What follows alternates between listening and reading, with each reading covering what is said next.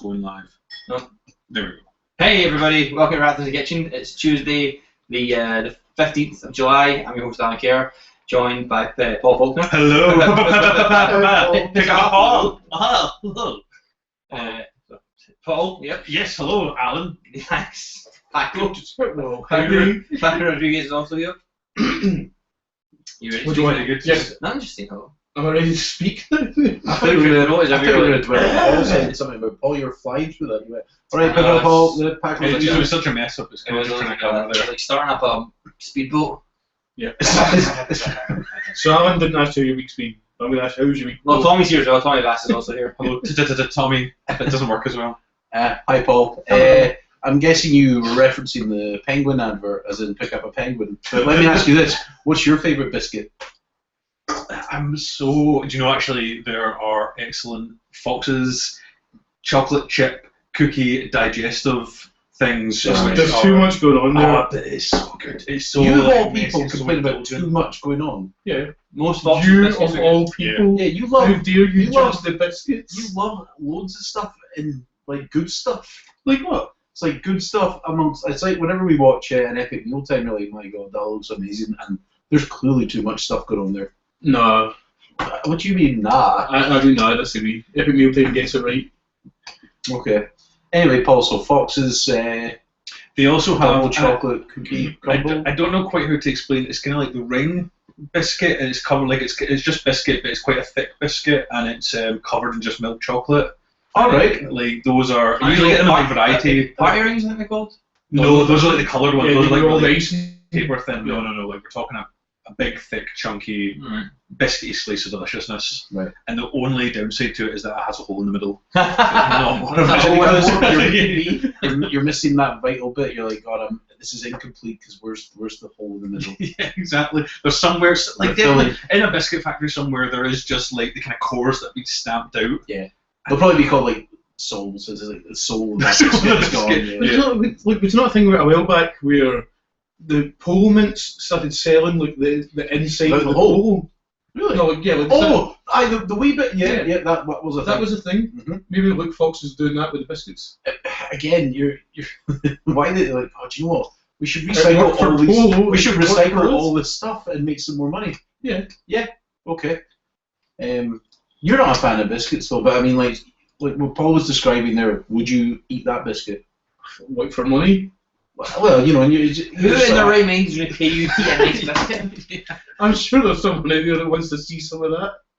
Has everybody seen the potato salad Kickstarter? Yeah. I've heard about it. What is the actual deal? Like a guy for a joke about how like pointless and crap Kickstarter, not pointless, but just how Easy it is, or how crappy Kickstarter is. Put up like a thing saying he wants $10 to make a potato salad, and he raised 43 grand. What's he going to do with it? make potato salads. Potato And like with like you have your different levels and whatever else depending on how much you donate, and like he's going to have a pizza party at one. Like I think if he'd made $100, he was going to have a pizza party. And the FAQs, the question was, is there going to be potato salad at the pizza party? And he said no, it's a pizza party. Then like, there was an outrage because he spent some of the money on like pizza salad that he hadn't made.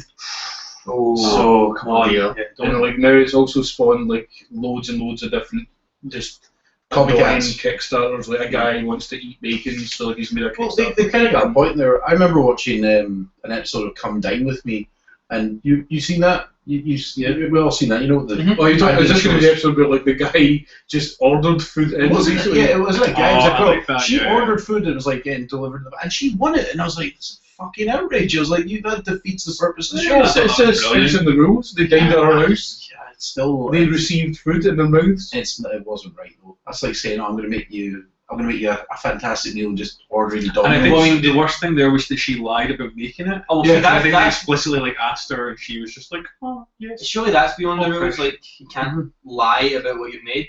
I Yeah, don't know, so- like, I mean, they let it go obviously because it makes good television. Like the ratings for that must have been a bit higher. Being like, watch this cheating cow. Because there's another one that I watched where a woman like purposely was Yeah. voting low, like very Yeah, clearly, like was yeah. kind of being like, "Oh, One, just it didn't quite work for me. I've seen an episode where they got to like the third night and they And she gave her a came back. warning. Yes, So they yeah. were like, if you keep doing this, you're going to be disqualified. And she had to go read all her votes. But then she sort of came out and was like, well, I've had a think. Yeah, And yeah, maybe I was a yeah, little yeah. bit harsh, maybe. And, Yeah, the producer had a word with you. I did kind of think about that though as well. If I was like, well, you want to win the grand, just don't give them any points. Yeah, yeah. Because like, if you give somebody a 1, Mhm. then that's like a big lead to you straight away. Well, yeah, Like, because like, watching some of the eps, you're like, okay, why has nobody done this? But they have done it, and I've had a word.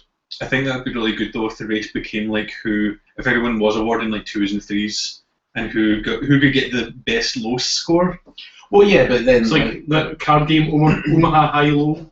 Yes. Where like the lowest hand can win. Okay, yeah, yeah. okay, well, You're not a poker player?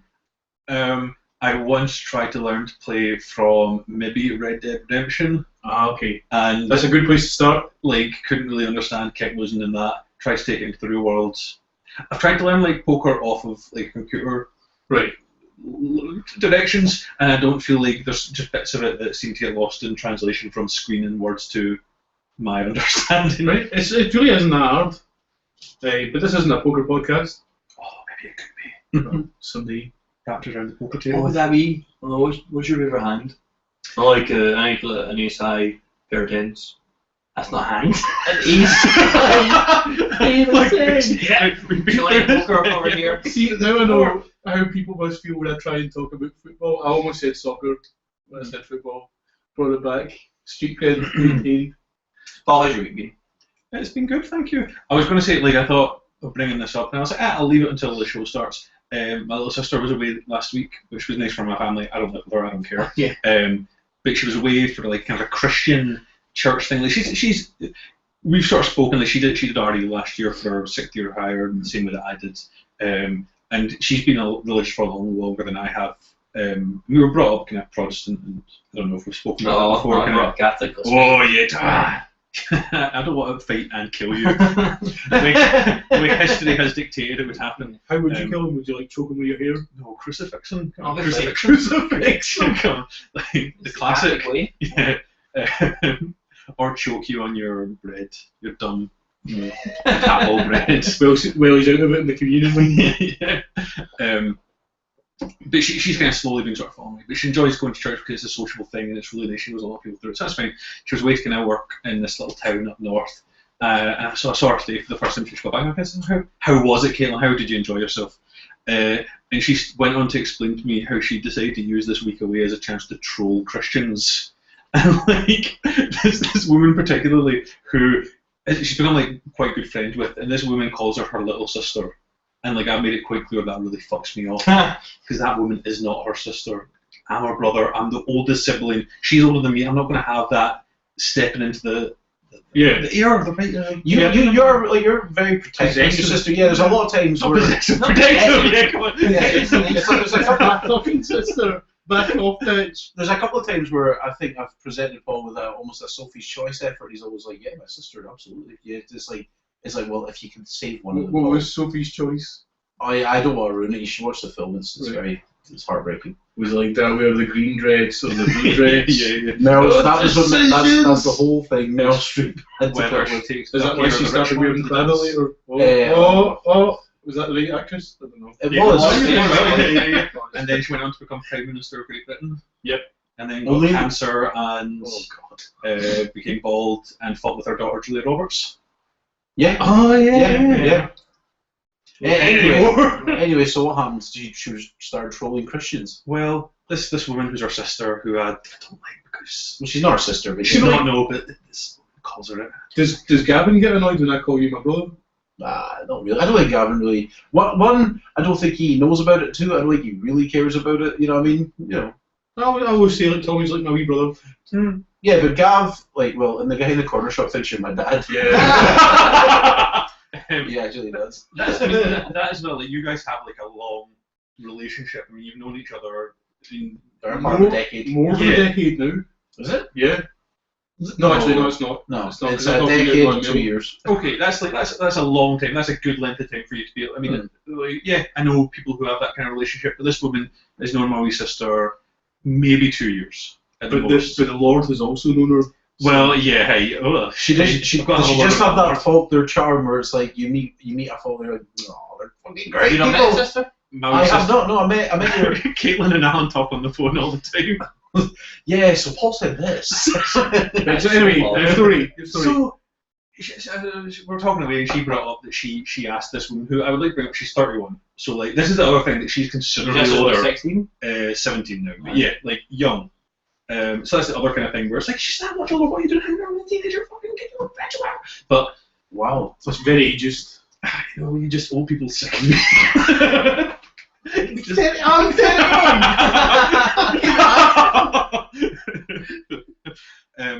and Caitlin sort of said to her, "Oh, I'm just sorry. Do you think the Bible's true?" And that's how it started, just nice and easy. And the girl said, "Well, yeah, of course, it's the Word of God." And Caitlin said, "So, do you think that creation is true?"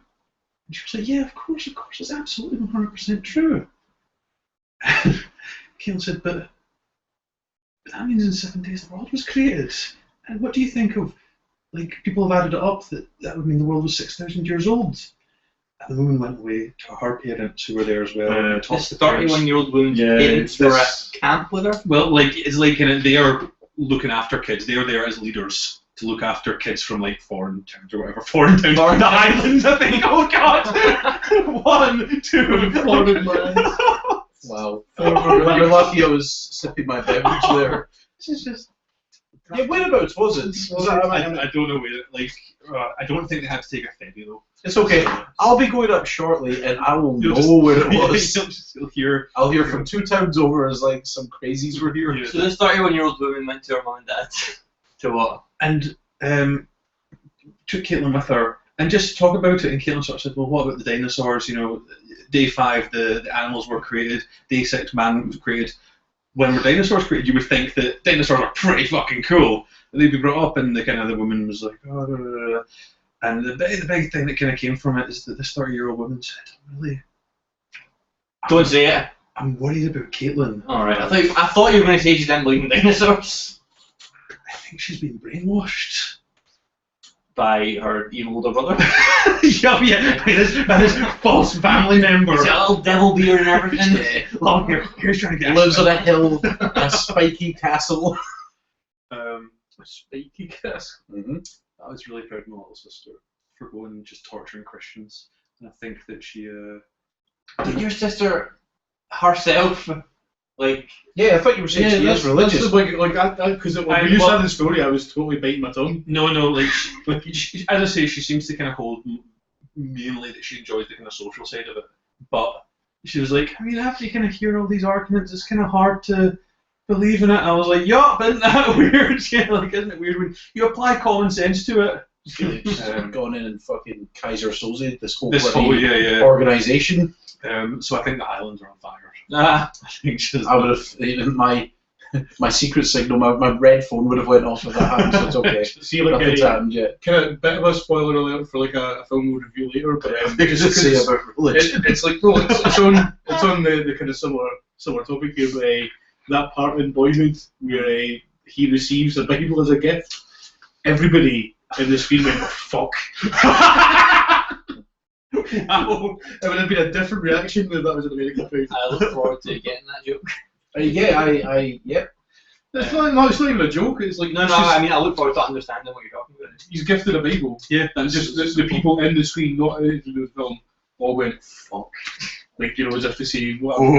Is he going to become a religious nut or what? Yeah, that would have been quite a twist for the last 20 minutes that he suddenly just started a cult. God. Basically. The kind of crux of the story is that your sister, who is religious, is now kind of, she's starting to kind of question a lot of it, even though she still has faith.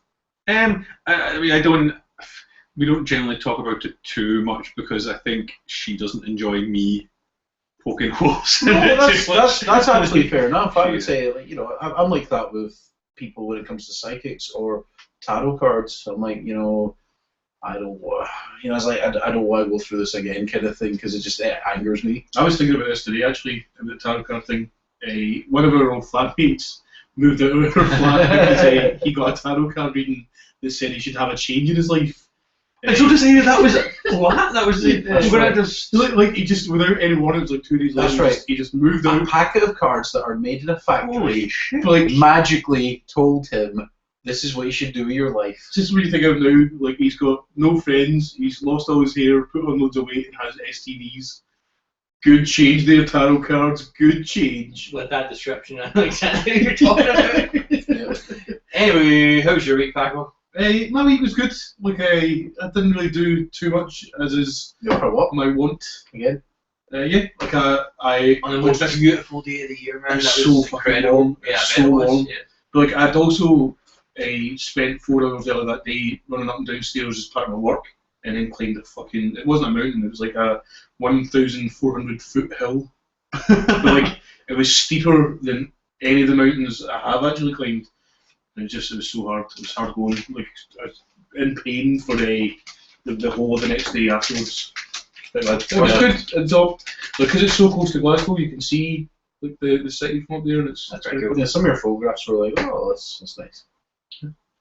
Then when we got to the top, there was like a mother with her 2 tiny kids who Oh, had Why? made it up there no problem. Well, that's the last thing you'd want to do. Like, you get 2 tiny kids, like, do you know, I'm going to go up this very big steep hill. It's like, it's No, difficult she was- enough myself, but I'll take two tiny She kids. was off to sacrifice. Probably them. easier for the kids. But like, there's nothing like a kind of dent in your dignity than you struggling to go up a hill and then seeing toddlers manage it. They were better. Well, yeah, they're kind of, Gravity? yeah. The later they can get up there quicker. Yeah, exactly. They were just had like rollers. They had heelys on and were just hooking onto your shorts, letting you struggle and just skating up behind you. Well, maybe that's what it was. That's why it was so That's difficult. it, to yeah, make exactly. That's a really cliffhanger right there. Other than that, like I spent a good day video gaming with this man just here. This one, Yeah. It's Mr. Alan Kerr, it's his birthday. the birthday boy, 33 years young. or as I like to remember it, it's the anniversary of Pacific Rim. That's right. Yeah. Rindy. I feel as you clarify, I am only 26 now, not 33. Oh, well. Definitely not 11 Yeah. years old. You know, I mean, I've not seen your birth certificate. We're still waiting for that Yeah. before we let you run for president. Yeah. We tried to get through the entirety of Gears of War 3, but that gave me a lot longer than I remember it being. We did dying. most of it. We did, yeah, we got to like, Yeah, chapter we got 4. really through it. Was it 5? Was it chapter 5? We got to just the very start of chapter 5, yeah, the final chapter. Me and Paco and Laura, who is, you may notice, Oh, is not You here. weren't able to bring everyone back. No, she died at the hand of the Locust Horde, and so yeah, that'll be the last year of Laura. God rest her soul. Return if possible. They're working on it for me. Yeah, we're trying to get an extra Something. quarter to get her a second life. But yeah, it was a good fun day. We had some pizza, We did Paco and Laura bought some cake and some donuts. The donuts were I really good. brought my ridiculously large TV that's way heavier than I thought it was going to be. Yeah, you were absolutely knackered, like carting that back up Yeah. your flight of Like, stairs. I was trying to talk to you, but at the same time I was also just trying to not die. Yeah. Just heavy, laboured breathing. Going, thanks. I will. Thanks, Alan. I had a good day. I did have a good day though, so that's all that matters, right? Yeah, cool. Tommy, Thanks for reading this. how's your week been? Well, this week. So moving on. This week, I got finally to watch all of True Detective. Me and Paco sat through it, and it was as good as I wanted it to be. It was just a tremendous pleasure to watch. All of us here have seen it? Oh, Paul, man, come on! Do you know what I have been watching though? What? I recommend to you all Orphan Black. What? Orphan Black? Orphan Black. Orange is the New Black. Is that where you're from? No, that's right. I said the wrong TV show. I thought it might be like Like that's a what you slang call it. thing for it. Like, Yeah, Oh, really? yeah, Yeah, that's what we call it. yeah. That's what you know. Like I call The Sopranos the Soapies. Well, you're the only one that does it, but you gave it a shot with The Sopranos. No, Orphan Black. Never heard of it. Never heard of it. BBC America show. Hold on. BBC America? Yeah. What? They get like that's what like Doctor Who The and a bunch British of like, Broadcasting Company of America. America. yeah things like Luther and all that will probably be in that in America. Luther. Like Luther, a back scrubber. By Luther, John Luther, you know who Luther is. Luther. I would really like a loofah with what's his face's Idris Elba. Everton Elba's face just on it. Yeah. That plays his music release. Go. a woman at a train station. She's a bit of a dangerous person, bit of a dodgy backstory to her. Suddenly notices somebody who looks exactly like her. This person who looks exactly like her jumps in front of the train, gets killed, and of course this ne'er-do-well decides to pick up her bag and run and try and take over her life because she realises that she's quite well off. This person looks identical. So That's your setup for you. I'm hooked. It is just finished season 1, 20 episodes, 1 and 2. Very, very good. So, like, was it just all of it's the struggle of her trying to I'm not giving you someone she's not? I'm not giving you anything more. Like, I Okay. think that's. I've seen an advert recently for this. It's a US show. I think it's Amazon that are doing it. Okay. It's Halle Berry, executive produced by Steven Spielberg. It's called Extant, however you pronounce it. But so I'll set up this is the trailer for set up. Halle Berry is just back from a 13-month solo mission on a space station, where she's been orbiting in the space station for 13 months on her own. And she goes back to get her medical, and she's pregnant. That's pretty good. Yeah. Hooked instantly. Reminds me of an episode of Star Trek that wasn't very good. Okay, yeah, let's not talk about that. Yeah.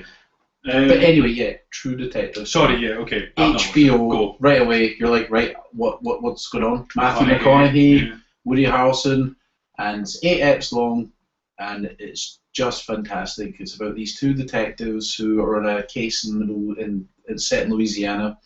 On the bayou. On the bayou, indeed. And God, you watch it and you think Matthew McConaughey can't get any better. And I know he won the Oscar for Dallas Buyers Dallas Buyers, but I think True Detective's the best thing I've ever seen him do.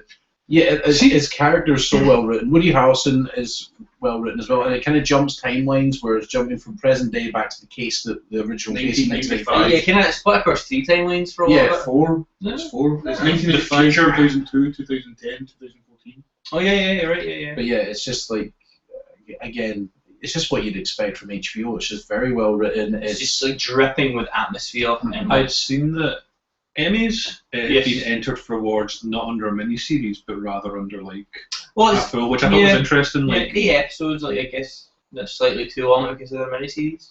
and it's just where they think they'll win.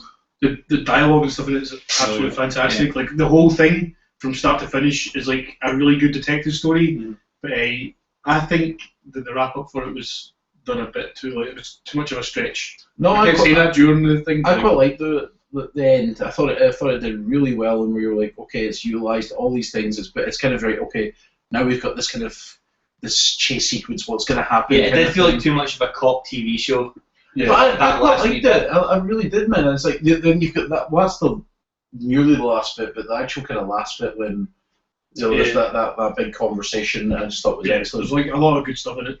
And it's like I just so much like symbolism and like it's just really deep, rich show to get into. Is there anybody linked to it writers-wise, or is there any names or anybody? I didn't recognise the name of the guy. It's The like, main guy is Nick Pitts something or other. It's like a kind of Italian sounding name. Okay. but yeah, it's the same. He wrote all the eps and it's directed by the same person.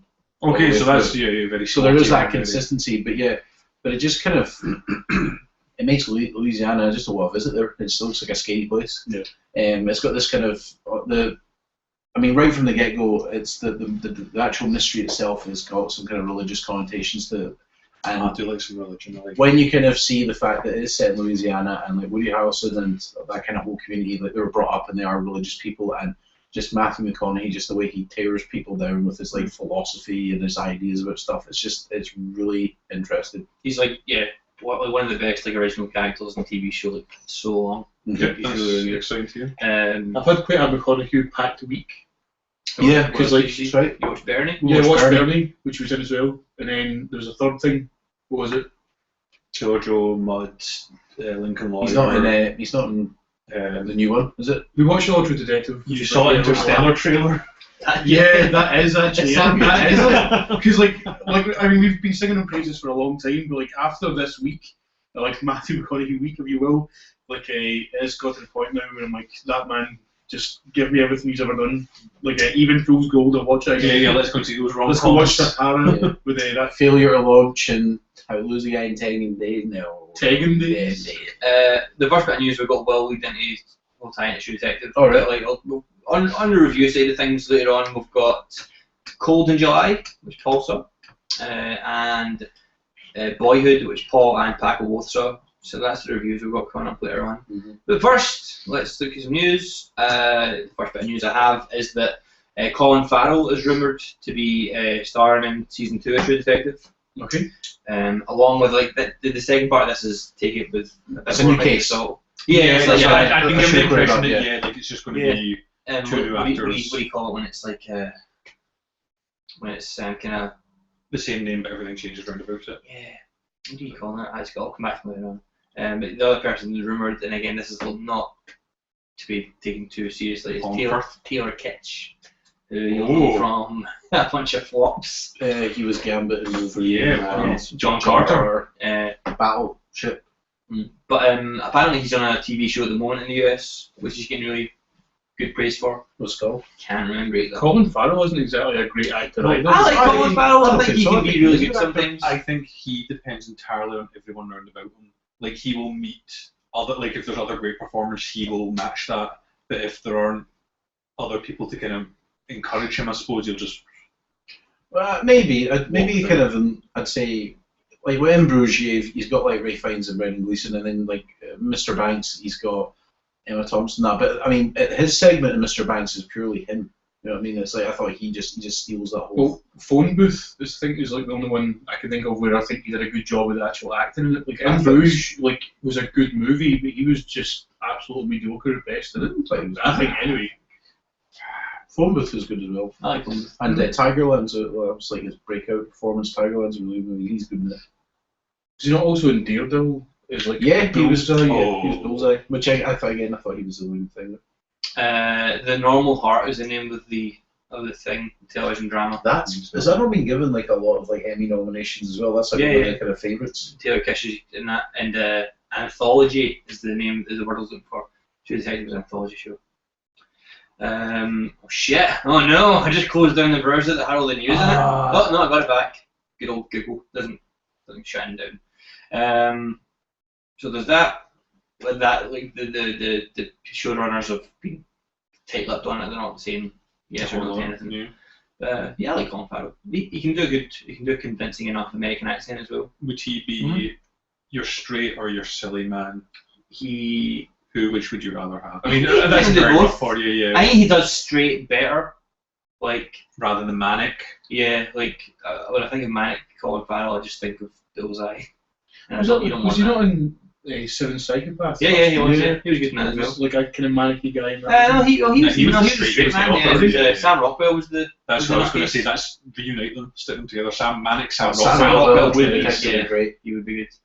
He'd be good in anything though. Yeah. Apart from Hitchhiker's Guide to the Galaxy, because that's. Bigger problems. That's not him. That's not down to him. Did I tell you guys I watched it kind of recently and I was just like, this is terrible. I'd only Not seen good. it. I'd only seen it for the first time I think this year, and I was like, well, I don't hate it. I just think it's one of those things where it's maybe lost in translation when they're trying to make it a movie with like a lot of American actors, and they're trying to juggle British humor but have like that kind of like epic drama to it. Like I was like, I don't really know this. It was just messy.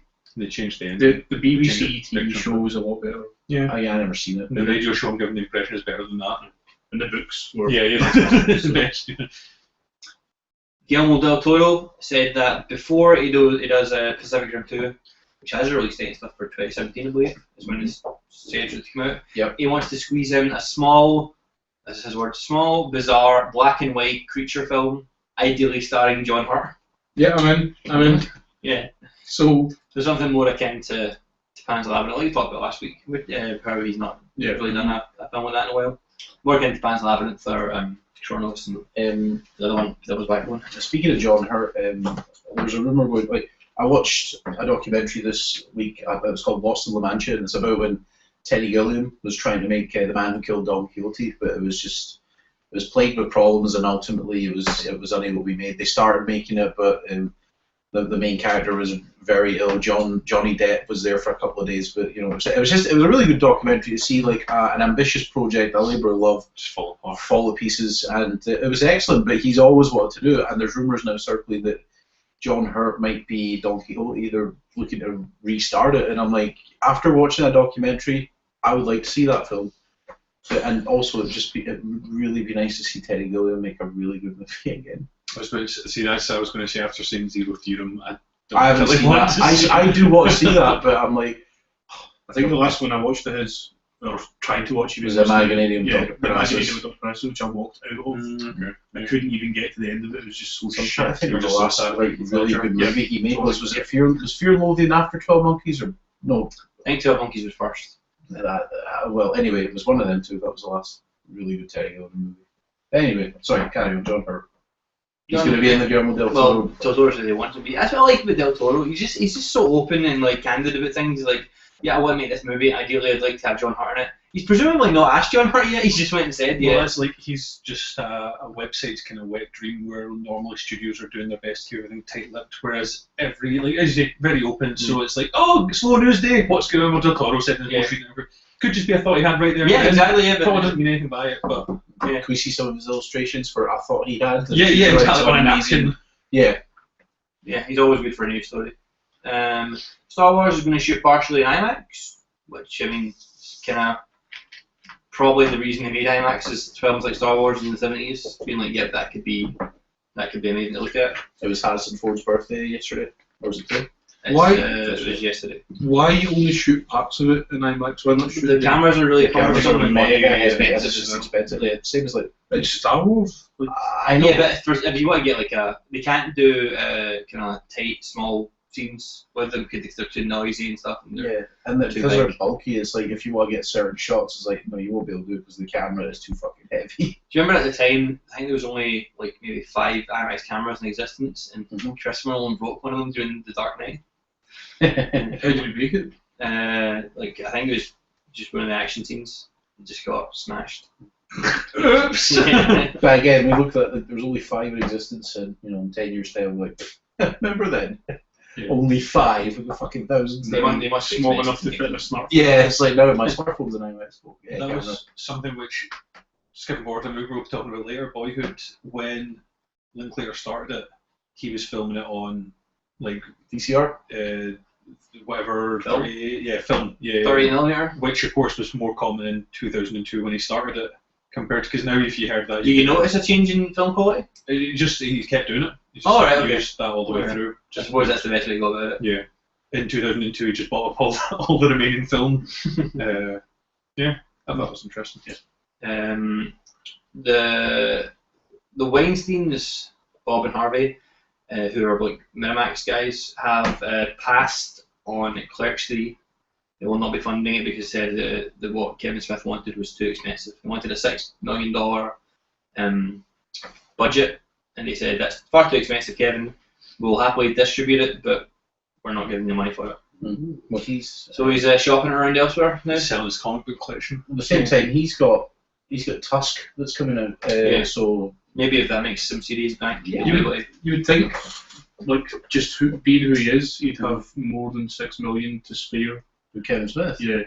You would think he'd have enough to fund that in his I don't know. I mean, like, yeah. I mean, a lot of his movies have made like decent box office and that, but I mean, he's been doing a lot of podcasts and things like that, and he's just kind of been chilling for the last like couple of years. I mean, if anything, he's been trying to help Jason Hughes stay clean by doing all these crazy, well, I say crazy, like all these really good podcasts, and it's one of those things where I don't think he's like a multi-millionaire, like in the same way a lot of, you could say, very successful directors are, but it's that whole thing of, well, I mean, I know he probably would if he had it, but like, don't fund your own movie because you're the one that'll suffer the biggest loss. I think as well, I wouldn't be surprised if at least immediately he himself thinks that he has more value in Hollywood than maybe he actually does. Right. So I think he maybe assumes that he would be able to walk in and kind of, I mean, I'm saying this just purely from quite a negative impression I have of him. Do you know what Kevin Smith? I'm not a huge fan either. I don't think he's as funny as he thinks he is. And like, I enjoy listening to talk about comic books because he's very knowledgeable, very passionate. Yeah. But I don't really enjoy him. Do you like?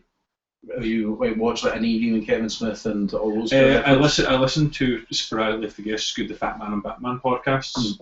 I tried to listen to Hollywood Babylon, which is his big one that he does with some comedian, and I never I didn't think that was funny. I didn't enjoy them. The audience, like even Kevin Smith DVDs are really funny.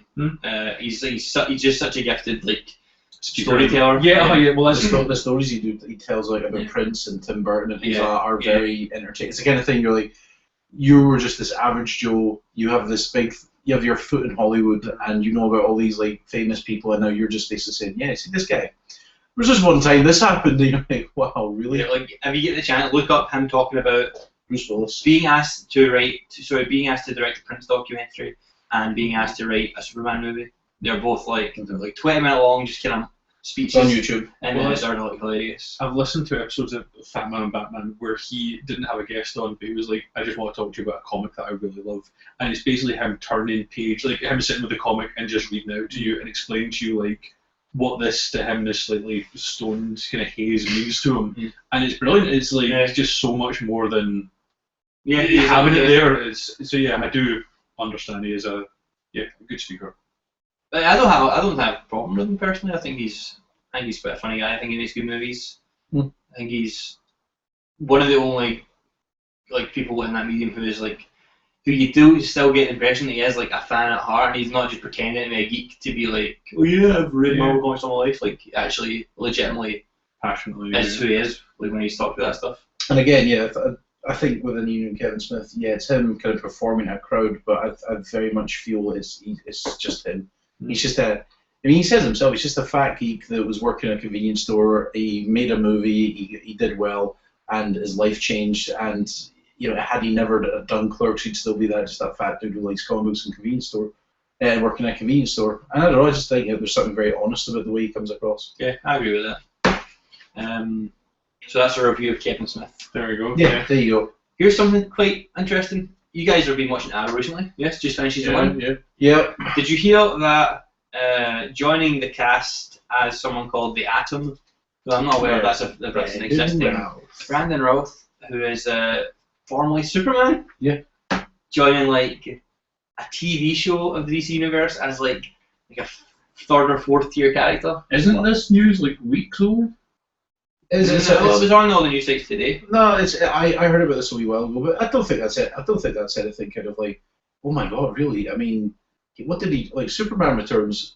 It made money, but is not well regarded in as a good movie. Yeah. After that, he did he did Zack and Miri Make a Porno, which was a cameo at best, and then he did Scott Pilgrim, which again cameo at best. So he really is not in demand. So he's I'll do that. Just the fall.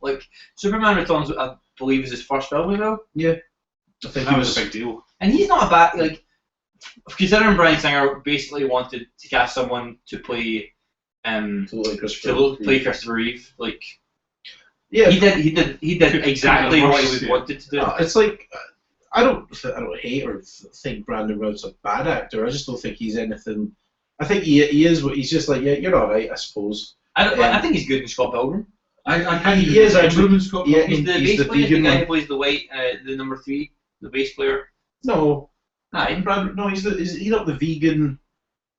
What's his? He's one of the he is the vegan bass player who wears all white. He's number 3. For some reason, I thought it was Chris Evans, but he's the scare guy. He's a scare guy. Yeah. No, but I thought he was all right in it. But again, I don't know. You say fall from grace. Arrow's gaining in terms of it's on its 3rd season. Yeah, but going from playing Superman in a Superman movie to being I don't really know anything about this character. Me neither. Exactly. No one knows about him. I'm not really into comics that much, but DC even less than anything. Yeah, but you know who the Flash are. You know who the main DC ones are, and even to some extent the kind of second line ones. This guy must be 3rd rate. At the same time, I know what you mean. You say, but yeah, he played Superman. What else did Christopher Reeve do? You know what I mean? It's he's known as he was Superman. I mean, I'm pretty sure, and I'm not trying to be bad taste here, but I'm sure there was something on his grave that had something about Superman in it. But yeah, I mean, obviously, I know he was crippled and whatever, and he did that really horrible remake of Rear Window. Oh god! But imagine Tobey Maguire showed up in Agents of S.H.I.E.L.D. as I don't know, the Spot. Yes, again, I don't know. I just think that it's TV seems to be where it's at for a lot of people now. It's you could say, well, yeah, like they were this, but now they're here. A lot of like old actors are doing that, like your Glenn Closes and your John Good, your Spaceys are in TV shows. Really, he's a young man. He should be. I just feel bad for him. This might pick up. And exactly. It's like if anything, it's exposure. We don't know who this character is, but that doesn't mean that like he isn't big within the kind of comic community. Like it's like this. You know what? Yeah, exactly. You're not going to get bigger than Superman. It doesn't matter though. The point is, right, I don't know how it fought. He's not done anything, so this is exposure. This is gonna be good for his career. I mean, maybe that's the mistake he's made for the past 10 years or so. Not quite as much as that. Yeah, nearly. Wait, I was Superman. You know I was. Yeah, exactly. I was saying I'm not taking the part. No. Wait a second. I've heard there's a new Superman movie coming out, and I've not been called yet. Yeah. I've already played Superman, so So I'm sequel finally.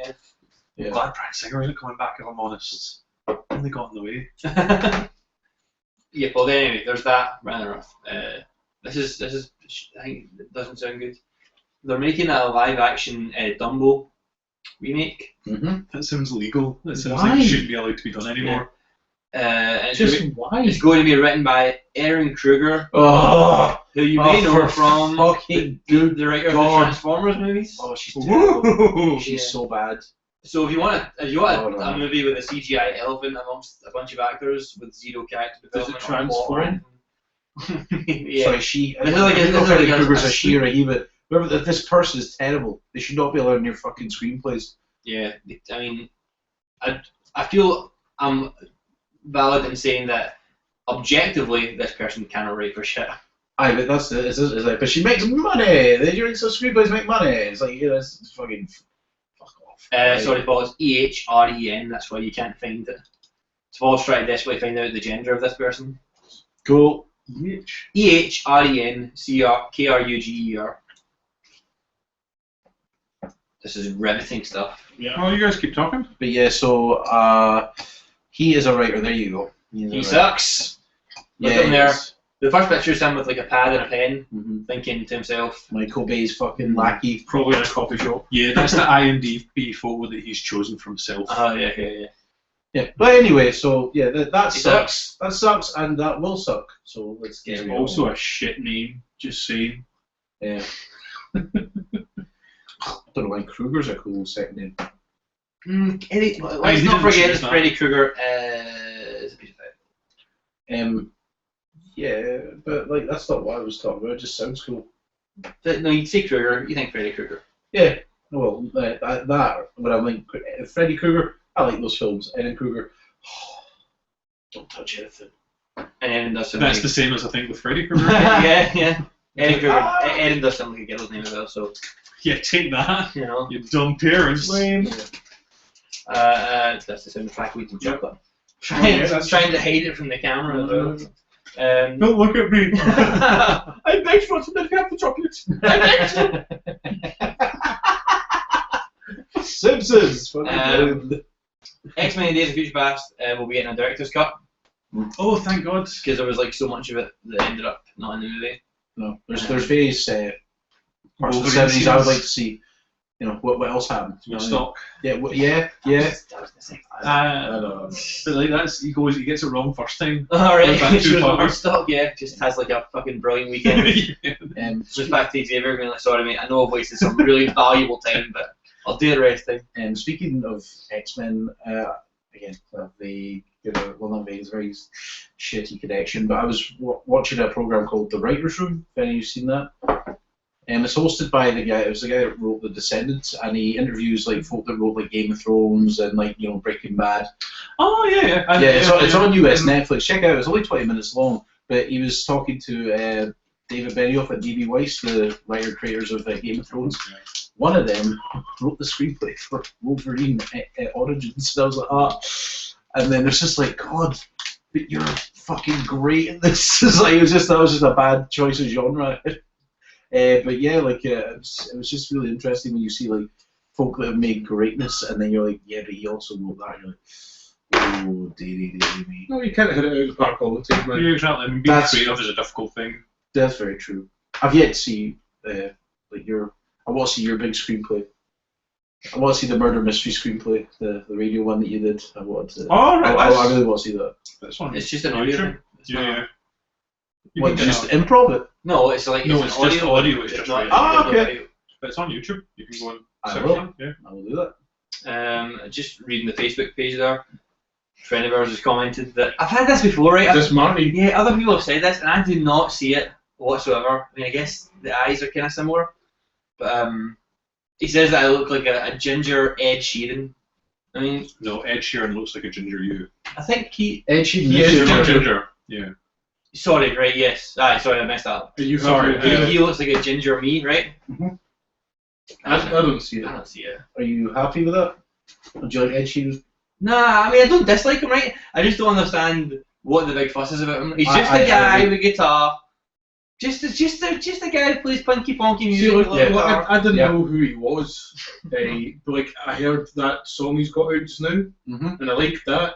But then when I watched the music video, I was like, I don't like this as much anymore. I don't really like the song. I don't like him in terms of. I just like his music. Really not. I don't see the big. I'm kind of like you, Al. I'm like, I don't see the big deals about this dude. He's ginger. He has a guitar. Is his music good? I don't think so. His music's like totally inoffensive. And That it's tune like, he did at the end of The Hobbit sucked. yeah, that's It's just so. Bro, Can you be creative about it? No. It's totally like, Fine. oh, there's a dragon and it's I fire. see fire, Yeah. desolation, something up there, shit. What rhymes with hobbits? Yeah, I'm ginger. What Feel does the Hobbit? feelings and stuff. Bobbit, Hobbit, Lorena Bobbit, Lorena Bobbitt. famously cut off her Yeah. husband's penis. Stop it. Stop it. No. Hobbit. Tell Sarah to stop it. There you go. That like if the Beasties were to do it, that's how it would go. Rest in peace, MCU. Yes. Pour one out. No, pour one on the floor. On the laptop.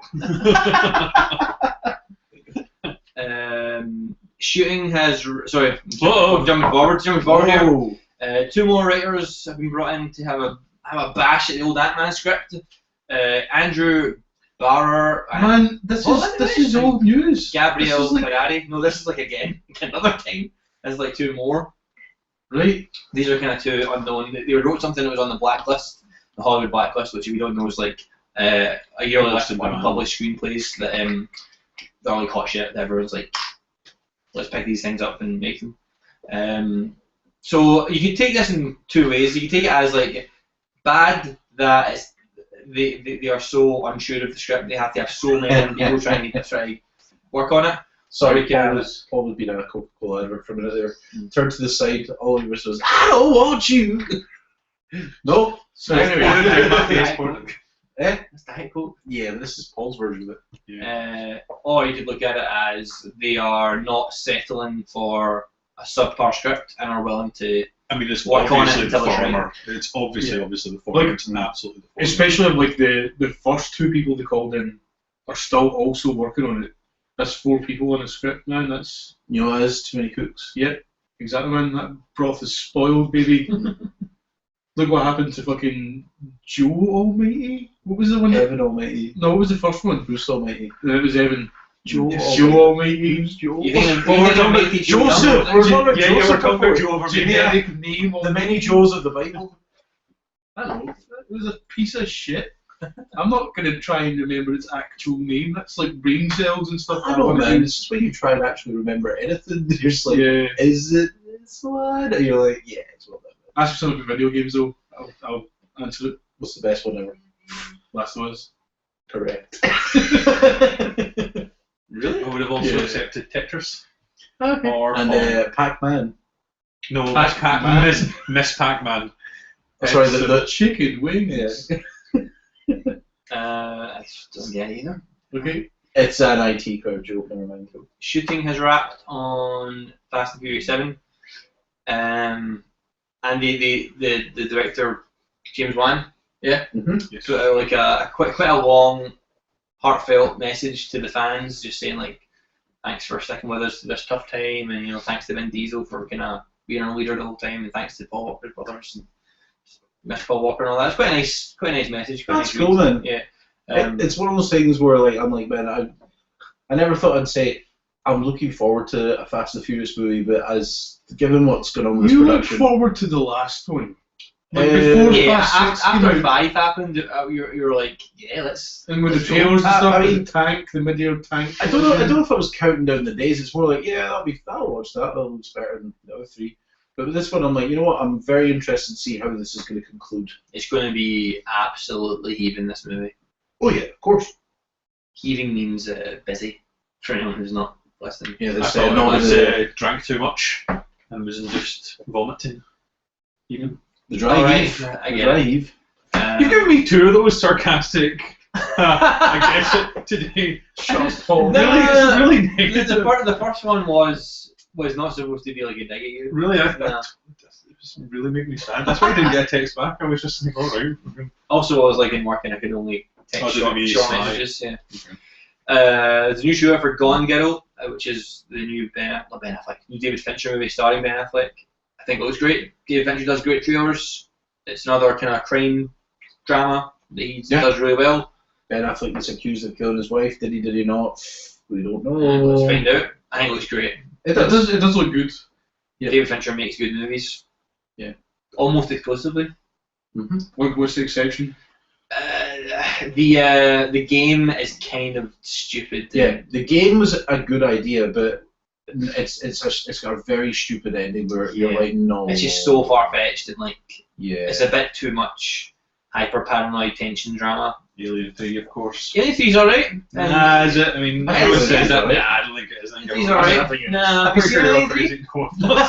Have you not? No. Have you seen any of the aliens? I saw the first one, and then when I said to everyone I've seen the first one, everyone said, I'll see the second one, it's just as good, but it's an action film. You know what? Everyone says the third one's bad, but it's not so bad. The fourth one, oh, stay away from the fourth one. That's Everybody said that. kinda Everyone. accurate. Yeah. Kinda accurate. Yeah, the fourth one has got it's an amazing director and is very well directed. It's just a shit film. I've got an uncommon opinion on the Aliens franchise though, where I don't like the first one, and that Yeah, I seems to did know get that, yeah. seems to get like a lot of hate off a lot of people towards me. Like It's pretty it crazy. is dated so badly. But the second That's not a one reason to Aliens dislike very something. Yeah, but it is though. It's not enjoyable to watch because it's That's just bullshit. That's only because you're a psychopath. it fails at being a horror movie. It entirely That's fails right. at it. Like, That's right. there's no tension. There's no. That's horror because you're in sitting it. there going, man, that computer looks shite, that doesn't look. No, it's nothing to do with the computer. It's Guy in a just to do with, rubber thing. like one Not of the. scared. It's exactly that. It's like one of the kind of most tense parts. There's a guy in the kind of air vents, kind of trying to flush the alien out with like a flamethrower, and like they can see where the alien is. Like outside the vents, he can't see where it is, but they can. So like they're telling him over the comms, like it's here. And then like he's like, oh, where is it? They're like, oh, it's right on top of you. And then like the camera cuts and the alien literally just goes. I was like, nah, it looks rubbish. Yeah. It's terrible. It moves too slow. It's just a man in a rubber suit. Well, it's like It's bullshit. anything that's bad about Alien 3 isn't Fincher's fault anyway. Like, I'm pretty sure it is. Was he the director? I'm pretty sure the director has the final say in he these barely things. did Like, it. Like, was he not like the fourth choice for the director or yeah, something like and that? also like after he finished, they kind of went back and tinkered with it some more. And, I don't think that's allowed to happen. I think And I understand the studio system. yeah, as a result of that, like Fincher's kind of became a better director. Where he was like, I'll do something. yeah. I mean, I'm it not gonna be totally has fucking made pushed- him the director. Yeah, I'm not yesterday. going to be pushed around. Like like total hands on. Like Mhm. like every aspect of it is like Yeah. he is a part I of will saying, personally deliver it to the cinemas. yeah, I'm going to do a take 42 times until Yeah. I get it just right. And then it's like after Alien 3, it's like coming soon from the director of Emily, Alien Resurrection. Which again, like it's the best looking alien film. it looks nice. It's The first- well directed. It's The just first shit. half is really good. Ah, come on. And then no. strangely for an aliens movie, when the aliens show up, it all goes downhill. I don't like that. I think it has the shit. From So like I don't know, like start to I can remember the last time I watched it, I enjoyed it right up to the point where the alien human hybrid thing shows up, which is like almost the end. I think Like so. most of the film, I was like, this is not bad. Do you know what's weird about that film as well? Like it's weird when there's like a really really iconic scene in a shit film. You see that bit with all the failed clones and like kill me. Yeah. That's really stand out and it's been parodied like so many times. Like South Park does it a lot and like it shows up a lot of time in comedies. But the movie's just shit. Yeah. But just that scene Look, was really impactful. Like how many times have you watched it? Just once. Yeah. Try watching it again. Like see, with the foreknowledge of just how bad the white alien hybrid human thing with the nose, the wiggly nose that it's got, like knowing that that's coming, the film isn't that bad. I like the underwater alien. No. That's pretty cool. Yeah, that whole sequence with the aliens swimming is Slow excellent. motion bullet. So go, Paul. Oh man, I should have talked about this off air. I finished The Wolf Among Us. Oh. We can talk about that later. Though. yeah, it's excellent. There's also a trailer for Exodus. Actually, let's bring it back a bit. Ages ago, I think it was as part of a B vocal thing we did. We were all picking like some type of media we would like to see made into a film. And Fables, which is what The Wolf Among Us is based on, was Laura's choice. Yeah. And I have to say, I've not read the comics, but after playing that game, I would also like to see a Fables movie. There's like so much you could do with that that universe. You should if you have access to Computers. anything that plays games, like phones, TCs, any console. I'm pretty sure consoles can play games. Still to become, You should, Wolf Among Us is really good. So is The Walking Dead. Exodus, Gods and Kings has a trailer. How do you feel about the Old Testament? Love it. Yeah, it's much better than the new one. It's more exciting. It's like when they had New Coke. It's just not as good as the original. Yeah. The classic Testament is like they call it. This is a new movie from Ridley Scott. It's the story of Moses and Ramesses and the 10 plagues and the Part of the Red Sea, the freeing of the slaves. Let my people go. the exodus of the Jews from Egypt. Yeah. All that stuff. I mean, the trailer looks huge. It's like a big, massive mammoth. Are you purposely trying to avoid the word epic?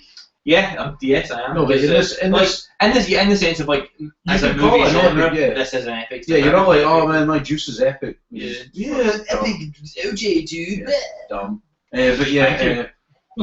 Was it? I think Kingdom of Heaven and Gladiator. Like that's what it looks like. As in, it's very grand, but it's not like men in white beards and red and yellow coats. Charlton Heston 10 Commandments kind of Bible times. It's more like Gladiator. And it's more like 10 Commandments. No, the scale is enormous compared to that. I mean, like in terms of like look at all the big white beards and all that. They're going to go for that kind of thing. It looks more like a Roman kind of war thing where it's like Gladiator and like your Kingdom of Heaven, and it's got the whole thing where it's Ramesses and Moses were pals growing up, and now it's like one's turned to the dark side, and in charge of Egypt, the other is like, I'm a freedom fighter kind of thing. Let people go. Yeah, and it's like, shit's gonna happen, and I've got an ace up my sleeve, but not just any ace. I've got God. That's a good ace to have. Yeah. Throw some fucking frogs at your window. Most of the trailer didn't really interest me. There's not much to it other than visuals and here's these two. Which is the visuals at the end though. Or when I did actually start feeling Brandon Scott, you would expect the water parting bit looks excellent. More so than any kind of tidal wave of water I've ever seen before. And saying that, I still like 10 Commandments. When that happens in 10 Commandments, it looks cool. So that was going to go for it. Good water physics. Yeah. No, the actual film, the film 10 Commandments is still good. It's just. Did you get Charlton Heston in it? I covered that. He's a deplorable human being though. Yeah, but he was your man back then. Planet of the Apes, Moses, a lot. But again, Ridley Scott is really good at making trailers. He's also very good at duping people into thinking that this is this is going to be absolutely great, and then you watch and you're like, the fuck's this noise? He also makes excessively boring movies. Well, that's never made a movie that isn't boring. Sorry? Name a film that Ridley Scott's done that's not boring. Yeah. Gladiator was boring. No, I fell asleep about 4 times watching Gladiator. You're full of shit. So Gladiators. Say what you want about Prometheus, it wasn't boring. It was pretty fucking boring. They were all so dull. All his movies are so dull. No, that's like. It was like Legend is not. It was like Tony and Ridley were actually one person, and then they stripped out, and like all the excitement went to Tony. That's why he died young, and like oh my all the god, boringness. Jesus. Ridley, he'll live longer than the Turtles. And like Blade Runner and like Prometheus and stuff, they look amazing, and Domino looks like shit. So Ridley got the visuals. Yeah. And but Ridley Scott, like this has always been like a discussion I've had about like with many friends. Ridley Scott is like more about scale, but at the same time, every now and then he makes a film. In my opinion, that makes it like really like an excellent film. Like I love American Gangster. I love Gladiator. I can understand with folks like not liking Blade Runner, but again, you're like, yeah, but the thing these films all come, they all look excellent. You can appreciate Blade Runner exactly. if you don't like it. Alien and Blade Runner, I can absolutely appreciate that they have done so much for my favourite genre, but those films themselves are so fucking boring. That's incorrect, but you're entitled to your opinion. And Blade Runner is boring. You like Prometheus, Alan? Yeah. Yes, I do. Jeez. So yeah, Moses is happening anyway, man. Yeah, Moses and the Argonauts. Yeah, this trailer looks good, but again, it's again a nice looking Ridley Scott trailer. Like so Joe Egerton definitely looks like he's a a good Egyptian actor. pharaoh. Yeah. It's Ramses. Ramses. But I again. Ramesses, not Ramses. It's not like a The corner shop Ramses. in like Gordon Australia. Ramses. This is one of the better religious stories that kind of have a Yeah. bit of meat to it. Yeah, a lot happens in this Like, story. compared yeah. to Noah, for example, where it's like, well, Like what I like about this story is like it goes through all of the plagues that are really horrific, and the people are like, "Oh, this is awful! Like, would you just give give in?" up? Yeah, come You on. know? Yeah, but And he's like, "No," and so Moses has to like eventually show this special move. a special Yeah, movie. finish him. Yeah. But But yeah, there's a lot of build up there. Like a lot of like, I'll give you the frogs first. There's a minor nuisance. Well, it's Then by the time you get to like, you know, I'm trying to River remember and blood and the stuff, names, and yeah. killing the first killing one. you, all that stuff, like, and he's All like, the goodies. yeah. I mean, Locust would be pretty horrible as well. Who do you think would win a fair fight out of Moses and Ramses? Probably Ramesses because he's probably getting blades and Yeah, stuff. he's a trained fighter. Well, yeah, He's you've seen Warrior. properly raised up. Yeah, absolutely. Although I don't know, Batman. he's Batman. He is Batman. Come back from a broken back. So you're saying Batman? No, you're saying Ramses. Batman versus Joel Egerton's character from Warrior. Yeah. I'll go with Batman. No, Joe Egerton's character from Warrior, I think. He's trained by You think Nick Nolte. Well, hold on, right? So Bane beats Joel Egerton in Warrior, but Batman beats Bane. Ergo, there you go. No, he doesn't. That's what he done. Aye, Joel does. Edgerton wins in Warrior? Does he? Yeah, he puts Bane into an armbar. Oh shit, you're right. So he does. Spoilers. Yes. And then he carried in Christian Bale, Tom Hardy sort of carries Oh him well, out. then it's an even fight. Yeah. Yeah. Only one might find out. And they're related. We knew Bane and Ramsey. Ramsey. So let's go into the reviews section. Paul. Hello. Cold in July. Yes. Let's- It's a movie. Let's talk about that movie. It was. Try and be as careful as you can about spoilers, because I've been told that like the trailer really doesn't give away much of what the actual story ends up being. Well, thanks very much for giving away part of my review, Alan. Sorry. It's not as if I'm like, I think I'm quite good about spoilers. No, you are. You are. It's not as if you're fucking other people. Oh, you Yeah. spoiler What's that? What the reviews. fuck is that? Yeah, you are. Okay, no way. Come off it. When have I ever spoiled anything? Alan's birthday, The point- surprise birthday. Sorry. Okay. Poor guy.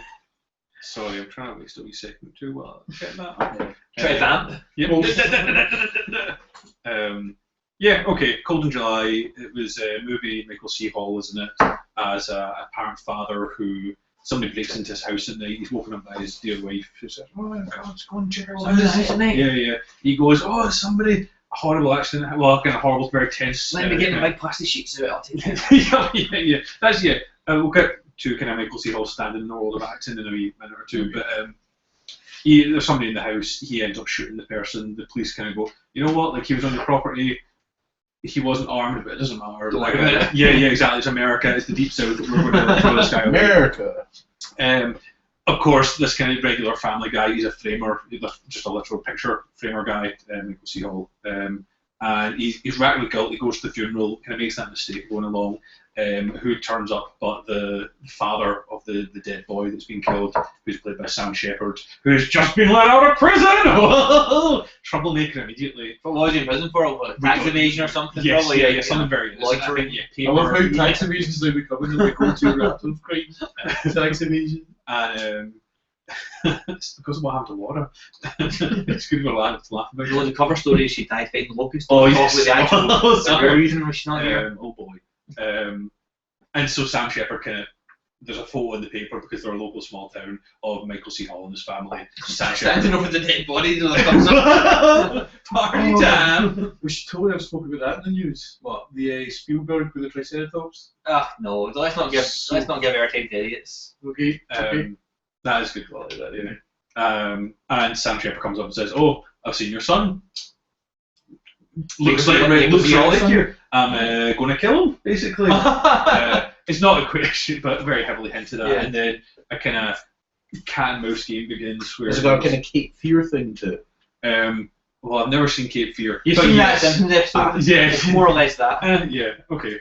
Guy comes out of prison, stalks family. Who was the thing where it's like Cape Fear was when they were like Mags had watched it or something and like What? somebody didn't like her because she watched it or something like that or like what was it? Someone didn't like someone because they watched I don't the remember film. that. Is Cape Fear? Is it got Robert De Niro in it? Yes. Yeah. Right, we'll talk about this later. Never mind. And the really nice thing, which kind of Alan hinted towards there, was that all of that takes place in maybe the first 20 minutes. The entire trailer is the kind of opening really? third. Okay. It's just, and from there suddenly you're unleashed to a whole other kind of plot with extra kind of twists and turns and reveals, which are really, really entertaining and interesting. And kind of repeatedly, I went into the film thinking that it wasn't going to be great. I thought it was going to be like kind of a bit bad, pulpy, schlocky. I didn't have much faith in Michael C. Hall because He's not the best. he kind of back to back, maybe the past, roughly 15 years, I guess, has been in like 6 Feet Under, where he was brilliant as this incredibly iconic role, and then went straight into Dexter, where he was good, but the TV show was very, very bad. Gamer, which was also shit. Where is that? Yeah, it was like the one with a. Jared Butler? Yeah, The guys that. Oh yeah. And I mean, he's kind of done movies here and there, but never great. Like Well, his time's always been with Dexter. Yeah. And so I was very kind of wary about going in and seeing him and thinking, Deep South was get to kind of just chew the scenery a bit.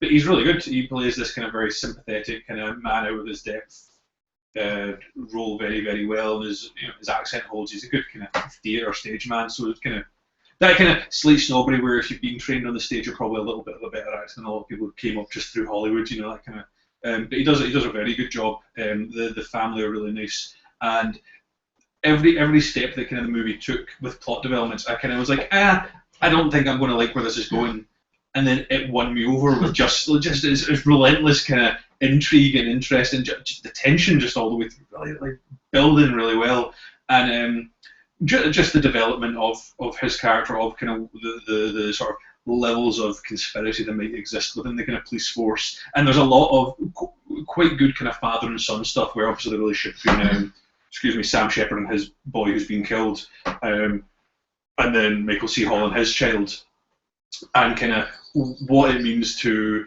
the relation, because like it comes out that Sam Shepard never really knew his son, but is taking revenge for him because you killed my son. It's the principle of it, and it's kind of weird that he feels guilt about the fact that his son was a criminal now, the same way that he was. That He wasn't there from his he didn't do more, or is it Yeah. just some So kind of the only answer is more crime. well, exactly, yeah, or is it just coming out some kind of ridiculous sentimentality to the idea of family revenge and the son should be the one who buries the father kind of thing, and all of that is played out in really interesting, really nice ways and kind of Direction-wise, I mean, what would you compare? Just like a good atmospheric film, like a lot of good use of lighting, a lot of good kind of. Does it feel like a western? No. Just See, with these types of films, they kind of just come out of like nowhere and no one really expects them, but then they end up being really solid. You never get much directorial flair. It's always like very workmanlike, but a good eye for like being able, like looking at a scene and going, okay, we need this to be tense. Let's turn down the lighting. Let's make sure that the shadow is really being played to its kind of its best strength, and a lot of effort into making it, solid but not flashy. And I mentioned it before the show, but I think the soundtrack is great. Like over maybe the past kind of 2-3 years, Drive, I remember being kind of the first one that seemed to take this kind of sort of techno-y kind of keyboardy electro. I love this kind of take on Sense revival. Yeah, absolutely brilliant. It suits so well and works really well against the kind of the location of the kind of deep south town, very kind of hick almost, with this just really fresh bouncing. No, absolutely. Like a film where I thought the music was excellent, but I don't think it worked against the backdrop of what they were trying to do. It was like Marie Antoinette. There's like a lot of punk like 70s, 80s tunes against the backdrop of like the story. French, Yeah, I was like, this is Sofia Coppola having a go, and I can see where it's going. It just didn't suit it. Whereas Drive absolutely did. And again, the trailer for this, I was like, I'm like you liking this revival. I really was surprised by how much I enjoyed it. And Cool. I don't think it's necessarily kind of, you must see this is one of the greatest movies, but it was very, very solid. Yeah, if you can catch it. Right. Yeah. I was thinking recently about films like that, like because I was thinking about Dawn of the Planet of the Apes and how I had like zero expectations for Rise of the Planet of the Apes and was just like really taken aback by how much I enjoyed it. Like it's so good when that happens, and like it's so rare when that happens. I think the only other time recently I can think of was that movie The Call with Halle Berry. Yeah. I thought it was gonna be so shit, and I was like halfway through, I was like, I'm really enjoying this movie. I think Dread was the last one I saw that was like that. Yeah, 'cause you guys were like had written off thought- almost. yeah, Yeah. the trailer, even like just the way that Carl Urban kind of said the lines annoyed me in the trailer, and then the movie was just fantastic. I love that feeling of just like that slow realization of like, this is actually good. I'm enjoying myself. Yeah, exactly. I can take the defensive Yeah, down a wee yeah. bit. And You feel like, I don't know, you feel like you've been letting in a secret. You're like, oh, Yeah. wow. I also love like see when not shit. Yeah. see when you like literally know nothing other than the name of the movie, Yeah. and you end up loving it as well. Like I also really like those rare occasions. Yeah. Doesn't happen that often. Sometimes that makes me think that must be the downside of being like kind of actively into films. Like you know a lot about things going into them most of the time. Yeah. So you don't get that surprise very often. Yeah, like I kind of feel like that as well. Like, I mean, Paco hates it when I do this, but I'm the kind of guy that, like, if I'm watching an episode of something, the next episode's about to start, there's a blurb, I'll read the blurb. Don't read the blurb, Exactly. especially Netflix. Even the pictures on Netflix, I think, give it away. It literally says the next episode's going to start in like 10 seconds, and you still read what's going to happen. Yeah, I don't know. It's just Did you read it out loud? No, I don't.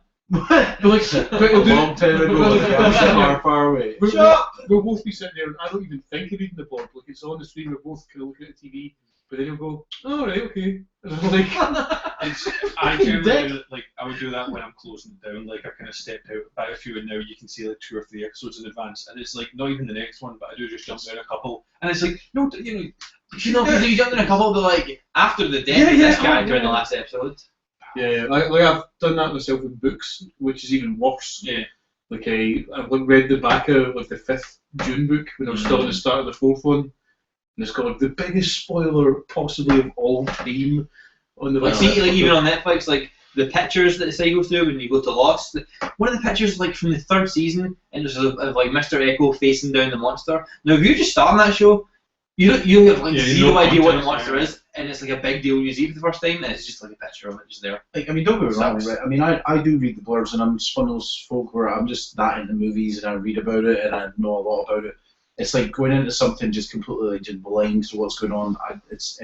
I haven't done it in a long time, but part of me thinks, oh, I'll go watch some Hungarian movie I've never heard of, and it might be good. But there's always that thing of, it's kind of like when you go to a restaurant, right, and you always get that one thing because you know it's good. It's trying something different. You're like, I could do this, but I might pay £9 for a bunch of shit that I don't like that in terms of cinema. But I don't know. I don't mind it if the blurb, like, say if it's a book or a movie, see it like on the DVD, if it's at the back, that's fine because you've got the option to turn around. But see when you look at the DVD for the original Planet of the Apes, it gives away the twist. The cover of it Yes. gives away the I was twist. like, why would you do that? It's the same as like there was when you were scrolling through Netflix and it just came on The Usual Suspects, the picture gave it away. And I was like, Yeah. I was like, I can't believe that. Why would you? That's the whole thing. Why would you? But go again, do that though, to yourself? like, you know that's it given away because you've seen the film. I don't think somebody who hasn't watched Usual Suspects, if they look at that picture, they're not going to go, "Oh, fuck, it's him." I suppose. Spoilers. And don't be wrong, Planet of the Apes, you're like, oh well, it's old enough that like everybody's seen it. It's the whole Citizen Kane thing, you know, Rosebud. You're like, well, it's old enough that Casablanca's the same. You're like, well, we could talk about it because it's been around for years since you haven't seen it now. Wizard of Oz is the same, but I don't believe in putting that on the DVD. Like, you know, oh hey, this is actually what the wizard is or whatever. It's like, oh, the Statue of Liberty. Oh god, it's the same as The Usual Suspects Netflix. Like maybe it's just me, but I know that that's there for a reason, and I can't. And I was like, why would they put that there? I mean, I know the film's been told by. Is it a big arrow saying it's him? Pretty much. Pretty much. Pretty much, because I'm like, right, there's a Have you seen reason for Usual this. Suspects? I did, although it was actually, I think possibly, well, definitely these two were there, but spoiled for me by a group of people which included these two. Me? Yes, yeah. It was a big God. group of us. I walked in. Like I was told this in the show before. Like my old fat mate Ian Newman was watching it, and I walked into the living room literally as he went from having a picnic to regular walking. Wow, that's There's like- perfect. There's the movie right there. Sorry, Paul. On the flip side, it can work. Like on the back of the Star Trek Into the Darkness, it just flat out lists. It's like, trouble arises when you bump into a gaggle can. It's like, good, that just get that out of the way because it's not a surprise and it'll ruin the movie if you're thinking like, ooh, John Harrison, who's that? Just, this can't get over it. Anything else to say about Cold in July? I mean, you should try and see it. I was going to, like, kind of examples of the plot sort of making me or have a little, like, question in the direction about kind of maybe 2/3 of the way through. You've been in this little town all the way, and suddenly they decide we're going to move to a completely separate place, and that immediately kind of raises your eyebrows as like, but a lot of it's about the small town, the community, and the way that they're reacting to this really awful event, and the way that, like, there's different people who are making Michael C. Hall into kind of a celebrity, and the way that the kid is having to deal with the other pupils knowing, oh, your dad's a killer, and they're trying to kind of shield him from it, but they just go, nah, let's leave that behind. But you know, the film just made me go, no, you know what, like, good choice. All right. They introduce a character quite late on, which sort of becomes, they need him to become a villain very quickly, and they kind of do it in what in a lot of other films would be just quite an easy kind of, there's just, you know, like, here's a Nazi, here's a terrorist, you know. I hate them Nazis. Yeah. Is it Don Johnson? I don't know, it's... Or you can't tell me right away. Why would you ask that? Reading the blurb. The way that they deal with it, they again go, oh, yeah, okay, like, you won me over, you made this work for me, and a lot of other films wouldn't have done that. Just what you're saying, that you felt like that choice might have made you feel uncomfortable. My next question would have been, was there a sister involved that a 30-something-year-old friend that you didn't agree with? Oh, right, okay. I went somewhere else. Sorry, just some other horrible, like, dark. Sorry, I should have said that. It was like your mind went in a bad place there, Paul. Sorry, man. But no, you should try and see it. Good, always good to hear. And the other film that Paul and Paco saw was Boyhood, Richard Linklater's latest 12-year in the making. See, before we get to that, I think we should talk about Bernie. If you want. I like horror reviewed Bernie like when it came out. Okay. It's okay. I really liked it. Did you like it? I did. Yeah. Jack Black wasn't too Jack Black for you? No, it wasn't at all. Yeah. See, like, it opens, and the cold opens really good, and then the credits start, and he's singing in the car, and I was like, no! Yeah. But no, It's one of those films again where the only thing I knew about it was that Jack Black was in it, and it was directed by Richard Linklater. No, that was all I knew. That's a about 50-50 split. 60-40 split in favour Wow, of Linklater. Linklater's got like a lot of weight to me. But also, like, on the scale of movies starring Jack Black directed by Richard Linklater that are good, it's like a 1% Yeah. success rate. Yeah. Just go rock. I didn't like think What? That You is guys are crazy. dicks, Yeah. both of you. but yeah, like, again, School of Rock was I the kind of- classic example of Jack Black being Yeah. Yeah, but that was the first time most people were exposed to that. Like, that's fine then, Yeah. because he's not done it before at that point.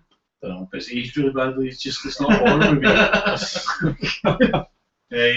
Yeah, like I really enjoyed Bernie. But like the reason I was going to say talk about it against now is because Linklater obviously directs Boyhood, and like being that it's the same director, there's a lot of similarities I think in the work. Which that's weird considering how diverse his kind of filmography is. I don't think it really is though. But like he's done like the Before trilogy and then Sort of genres, a Scattered Darkly. Yeah, like they're all really thematically similar, and like they're all structured in kind of the same like intellectual elitist kind of way.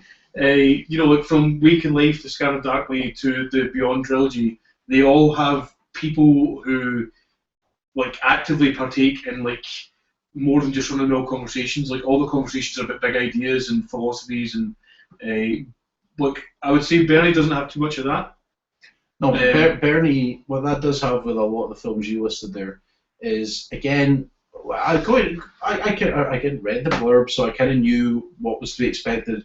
I didn't realise that, I should have maybe, because of Richard Linklater, that the execution of it felt almost like a docudrama in the sense that he talked to real people. Because I thought it was always based on many things. I realised it was based on this case was real, this guy was real, and everybody they're talking to, the piece of the cameras, are all real people in this wee town who... Oh, are they? Yes. I didn't know that. Yeah. Is that true?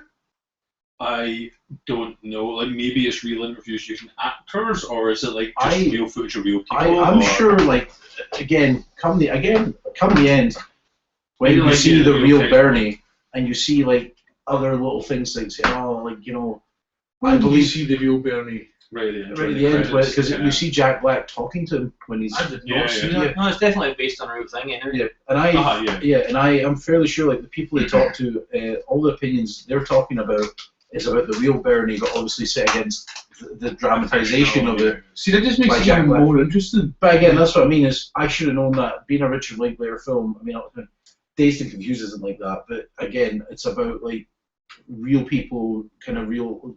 Again, see the fact that I think you're literally talking about real people just now, as in like not actors. Well, when it comes to Bernie, yeah. One of the things we talk about with Boyhood is like that's part of like what makes him such a good director is like in almost all his movies he's got like situations that feel personal to you, kind of thing. Like, you know, it feels like these people are real. Absolutely see either yourself or your family in those situations. Yeah, it's like his characters aren't. They're not overly cinematic. It's like no, they're your average Joes, like talking about big ideas. I mean, that's what you said before, right? But like, yeah. And so Boyhood got that. Boyhood does have that. But like, Boyhood is like, it's kind of strange in that, like for me, this felt like it was a total amalgamation of all his other movies. It felt a bit like Slacker. It felt a bit like the Before trilogy. Well, it filmed over 12 years. So I suppose as he's making all those films, he was also making that. Yeah, so it'll bleed into each other, I feel like it worked though. Like, I mean, I like those movies, so you know, I did like Boyhood pretty much instantly. But I would say for like the first movie, well, I mean, I suppose going back to the start here, like if we were going to discuss a plot. There isn't really a plot. It's about a guy, it's just a boy growing up, about the boy experiencing life. With his, not even so much about the boy. Like I thought the title was quite deceptive in that regard because like a lot of the start of the movie focuses more on the daughter of the family. Well, I was going to say, like the one who I would feel goes through the biggest arc is more the mother. Yeah, like even Ethan Hawke, I guess, arc. I mean, both the parents are. It's like the entire fact, like Ethan Hawke less so, like he's not in it anywhere near as much as most of the actors. Yeah, no, yeah. But like the movie is more just about watching this family evolve. Yeah, it's like from the kid being like really young in school to his kind of like moving out of the house to go to college. That's like the time span, and everything that happens in between then is just life. But like again, it's like punctuated by conversations that are a bit more intellectual than like your run-of-the-mill movie dialogue. Like it's light philosophy, I would say, a lot of the time. Like, I mean, there's nothing like profound here, and like certainly there's bits of it where there's a lot of it just stuff that you feel like you've asked yourself those kind of questions about life. Yeah. Again, very Richard Linklater, but yeah. So what's the film's? I mean, I said this to you, right? It's like, right, this film was going on. It was filmed over 12 years. So it was the same actor, but it's like that's fine, but the film has to speak more about itself. So what is it? But that's substance-wise. I said this to you before the show. That's the most distinctive part about this movie is that they had the foresight to plan it over 12 years of a little boy's life, and it's the same actor they use like over the course of those 12 years. That's like the most distinctive bit that stands out because like no other movie has done that for a start. Like, you know, you might get that in like a TV show, but that's not even like foresight. That's just because the TV show keeps running. Yeah. But like that's the most forgettable part of the movie for me because it does age, but like you've seen so many other movies where like the actor goes from like a young actor to an older actor who looks relatively similar. It's a different actor, right, and just you make the connection. Right. You do that so often that like the fact that it's the same actor doesn't really matter. Yeah, okay. But this film is like getting 5-star reviews. It is being heavily lauded. So what is it that makes it just for the kind of the actor growing up, what I would say is that it's something which kept kind of coming back to me as I was watching it as like a bit of technical marvel, I suppose. Something so simple against kind of the walls of CGI which you're kind of constantly faced with nowadays in films, but. And again, in the same way that the best kind of CGI never takes over the film, that what could have been just a gimmick was never more important than the characters or the film or the plot. They never ran down your face. Yeah, it was always just something that occasionally kind of washed over. It's like, that's really fucking awesome. Yeah, it's like, even like a lot of times as well, like the scene changes and it has jumped forward in time, but not like by a substantial amount. So his appearance hasn't changed that much. And like, it's never announced. You just kind of have to catch up with like this is now a later part of their life. Yeah, but it's always kind of jumping a part where it's a significant part of his life in the sense that not even like a lot of the time it's just good interactions. Like the entire movie is just scenes of really personable interactions between the family members. A lot of it is a lot of it, specifically of him, kind of the younger part of his life, is about. Not significant moments in his life, but significant moments in his parents' life, where, I mean, so much of children's lives is them being directed by whatever their parents' needs are and whatever their parents feel is important for them, and that's like the mother kind of saying, we need to move. And so that's his entire life, just completely, and he has absolutely no say in it. And then there's kind of like relationships which his mother partakes in, and he's trapped in them as well because he has no choice but to. He's too young. Do you guys either know or like do you have like an idea of whether or not he wrote the script like and the story idea in full to begin with, or did he just go back to it and think this is what I want? Like this is 2 years later. This is what I do at this point. I think like also the movie kind of changes pace quite a lot, right? So like the first half of the movie is 2.5 hours long, by the way. It's pretty long. Yeah. So the first half of the movie is like very much 10 minutes in this time zone, jump a bit, 10 minutes here, jump a bit, 10 minutes here. But like when he gets to like his 15th, 16th birthday, it becomes just like a normal movie at that point. Is it strictly linear? Is it like yes, yeah. So like I got the impression that he had like an overall arc for like the whole kind of what happens with the family kind of thing, because that all seems too specific. Right. But then when it gets like his 15th birthday, it just becomes like a normal coming of age movie. Like that seems like it might have been more just kind of. Or maybe even that's like by the time the actor's old enough to kind of handle the deeper stuff. What I've seen in an interview, which I didn't feel like went enough into this kind of. This is the details I want to know. He probably doesn't want you to know this stuff. He spoke about that he asked the boy because he's obviously grown up with Richard Linklater in his life. How cool! Like not just him, but like Ethan Hawke and Patricia Arquette as well. As like second mum and dads. That must have been cool. That must be so cool. And like it's his daughter who is the daughter. Lorelei Linklater. A lot of else. Yeah. He spoke about how kind of he'd said to the boy, "Oh, can you, if your first conversation with girls, go and write notes for me. All right. Write up how it's done because I want to hear how it went in your life because there's no point in me as a 40-year-old man trying to write for an 11-year-old child or whatever." So basically, there's a blueprint. He has a blueprint of what he wants to show, but it's more like it's your input. It's you tell me, not me dreaming up these scenarios. But like you said, Paco, it gets to that point where you think, right. It's got to this point where now, there's input from the actors, but it's like, okay, now it's going to be kind of like a coming-of-age film, but with still Linklater-esque qualities. Like, definitely, I think that the boy's life must have had an influence in the movie, like, big time, because later on, like, he's got, like, physical kind of parts of his body, like, he's got, like, a big tunnel and stuff. Justin Bieber. It's like, all those things must just be his life choices.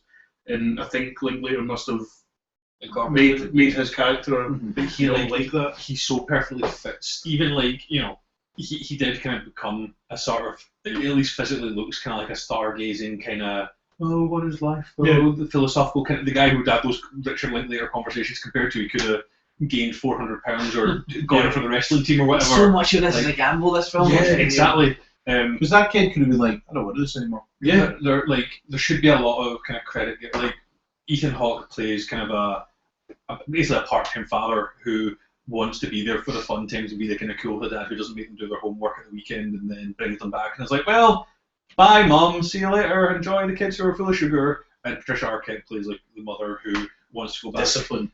Well, she wants to go back to education to give a better life for her kids. Right. And both of their paths are just so well kind of played out, and so often rather than kind of going for the obvious drama where like the movie starts with them divorced, whereas that would have been like a great explosive moment, and there's obvious like an unhappiness or like a tired relationship between them, but Linklater never plays for the easy big argumentative scenes where they just like are screaming and throwing stuff at each other, and instead it's always they have ideas. Like early on in the film they have one argument like outside her house, and then that's it. That's the only time. Like, actually, I think that may be the only scene they have together until he graduates from school. But yeah, the whole thing is it's really well done. I can understand. Like when I was leaving the screen, I'm pretty sure I heard some people saying, "Well, it wasn't that bad," and then somebody else said, "Yeah, it was," sort of thing. Like it was like an older guy was there with his daughter, and like the daughter seemed like to quite like it, but like him and his wife just were bored shitless. Right.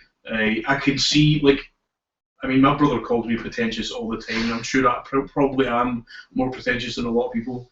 But like, I can see a lot of people coming out of that and saying it was shit, like it was way. No, but like you said, it's like a lot of folk maybe not. I mean, again, it kind of comes back to like us having like cinema knowledge. Like you take an active interest in anything Richard Linklater does because you know what to expect him.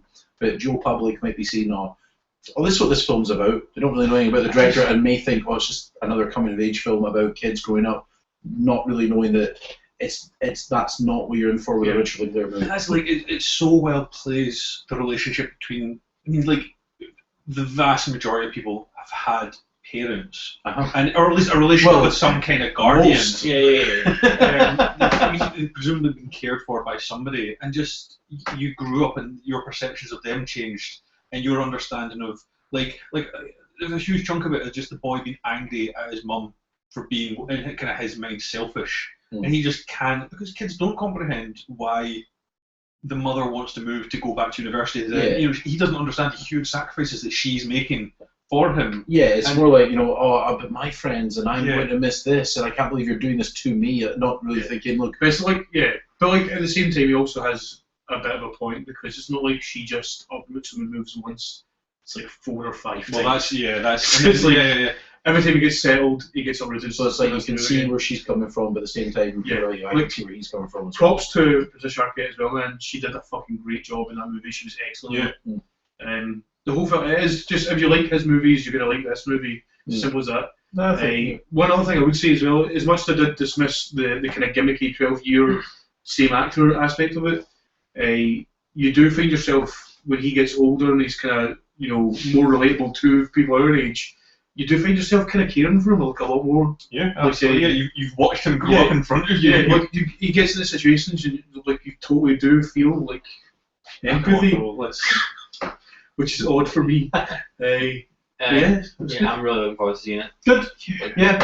Richard Linklater, he's very good. Yeah.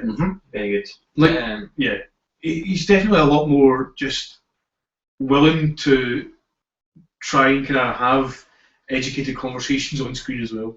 Like this one, I don't think he does a particularly great job of philosophizing, because it's all quite basic. Yeah, it's usually is that more through the kids? Yeah. Well, I mean, like even when you go back and watch like Before Sunrise, the first one, like a lot of what Jesse says in retrospect, once you've seen the second two movies, and they make reference to it, it's like, I know what I was talking about back then. I thought I knew everything. And I was just like some shit kid who thought I was like some philosopher. And that's probably reflective of Richard Linklater at the time. Probably thought he was like the man in the know. And then as he gets older, he's like, oh, didn't know as much. I thought. Like one. So you go. You sure? Yeah. Just like Ethan Hawke. It's great. He plays such a very complex role of kind of a guy who wants to be, because he's not like an out and out bad father. He wants to be a good father. He does want to be a part of it. Every time he's in it, he is a good father. Yeah, but like more so than anybody she gets with. Yes. But he's just like he's a very likable figure, but underneath that he's kind of a bad person because he basically abandons the kids and her because he can't deal with being a dad at that point. And it's very good. The thing about Ethan Hawke, it's like anytime he's worked with like Richard Linklater, and he must just love getting that phone call. I mean, don't get me wrong, I don't have anything against Ethan Hawke. I don't think he's a particularly fantastic actor, but when he's got Richard Linklater's dialogue, it's like, no, this is where you can show your potential. And yeah, I fully expect that in this film as well. Yeah. He does a really good job of creating situations that I really want to be a part of, like in Getting given my Bible. no, well, it's that scene actually. Like I was thinking of, like in Before Midnight when they're having that discussion around the in Greece, and like that whole bit when I was watching, I was like, I want to be there. I want that to be my life.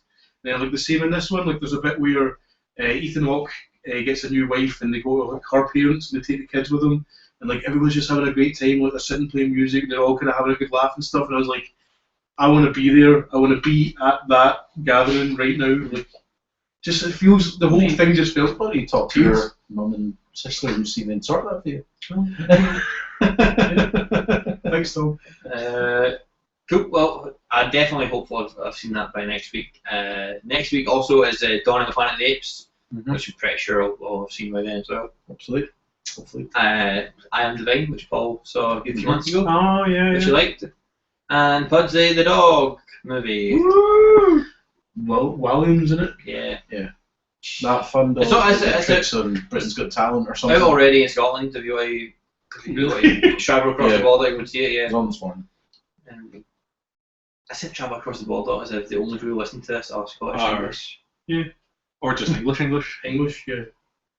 When Yeah. in reality, Welsh. it's mostly Scottish people. Yeah.